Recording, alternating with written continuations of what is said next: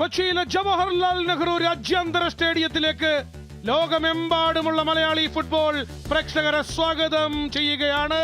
ചങ്കും കരളും പറിച്ചെടുത്താലും ചങ്കൂറ്റത്തെ കടപുഴക്കാൻ കഴിയില്ല എന്ന മുദ്രാവാക്യവുമായി കേരള ബ്ലാസ്റ്റേഴ്സ് വീണ്ടും കൊച്ചിയിൽ ഒരു ഹോം മത്സരത്തിന് ഇറങ്ങുകയാണ്.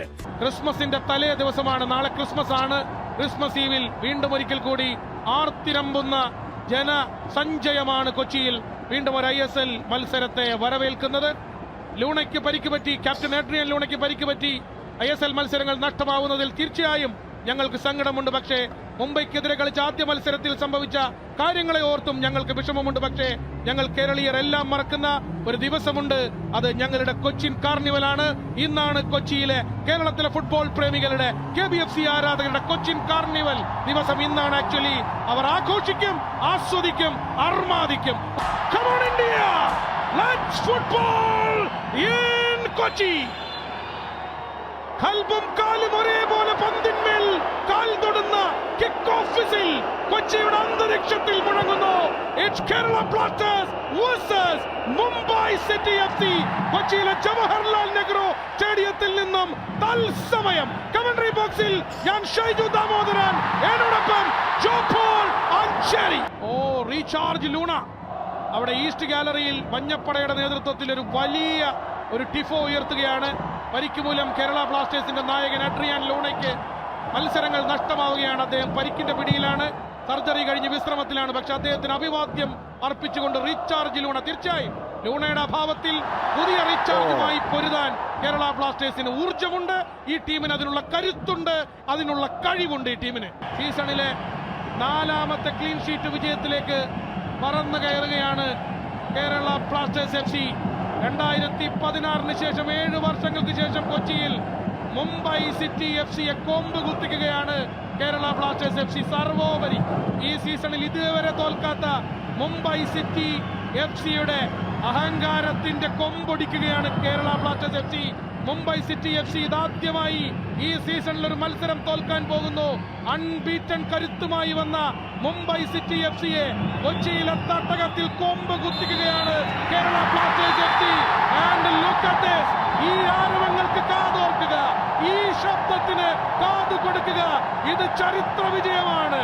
നിലവിലെ ലീഗ് ഷീൽഡ് വിന്നേഴ്സായ മുംബൈ സിറ്റി FCയുടെ അൺബീറ്റൺ റെക്കോർഡ് ഇനി പഴങ്കഥയാണ്, ഓൾഡ് സ്റ്റോറിയാണ്.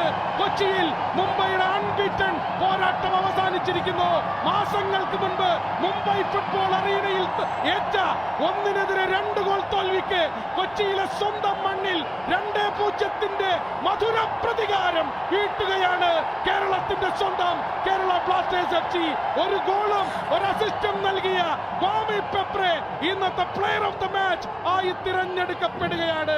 കേരള ബ്ലാസ്റ്റേഴ്സിനെ സംബന്ധിച്ചിടത്തോളം ഈ സീസണിലെ ഏറ്റവും ഉജ്ജ്വലമായ, ഏറ്റവും മനോഹരമായ, ഏറ്റവും ആവേശഭരിതമായ വിജയമാണ് കേരള ബ്ലാസ്റ്റേഴ്സ് നേടിയെടുത്തിരിക്കുന്നത്. എതിരില്ലാത്ത, മറുപടിയില്ലാത്ത, ഏകപക്ഷീയമായ 2 ഗോളുകളുടെ വിജയത്തിലൂടെ കേരള ബ്ലാസ്റ്റേഴ്സ് ക്രിസ്മസ് ആഘോഷിക്കുകയാണ്. കേരള ബ്ലാസ്റ്റേഴ്സിന്റെ ലക്ഷക്കണക്കായ ആരാധകർക്ക് ഇതൊരു ക്രിസ്മസ് ഗിഫ്റ്റ് ഓഫ് ലവ് ആണ്. ഇതൊരു ക്രിസ്മസ് ഗിഫ്റ്റ് ഓഫ് ഹാപ്പിനെസ് ആണ്. It's full time in Kochi.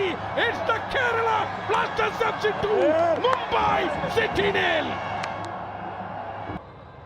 മഞ്ഞപ്പടയ്ക്ക് മുന്നിൽ കേരള ബ്ലാസ്റ്റേഴ്സിന്റെ സ്വന്തം ആരാധക വൃന്ദത്തിന് മുന്നിൽ കേരള ബ്ലാസ്റ്റേഴ്സിന് ആഘോഷിക്കാനുള്ള ഒരു രാവാണിത്. എല്ലാ അർത്ഥത്തിലും 10,000കണക്കിന് വരുന്ന കേരള ബ്ലാസ്റ്റേഴ്സ് ആരാധകർക്ക് സന്തോഷത്തിന്റെ, ഹാപ്പിനെസിന്റെ ഒരു പുതുപ്പിറവിയുടെ വൈക്കിംഗ് ക്ലബ്ബുകളാണ് ടീം സമ്മാനിക്കുന്നതും ആരാധകർ 1,000 എന്ന കണക്കിൽ അത് തിരിച്ചു നൽകുന്നതും. ഏറ്റവും ആവേശഭരിതമായ, ഏറ്റവും സന്തോഷകരമായ,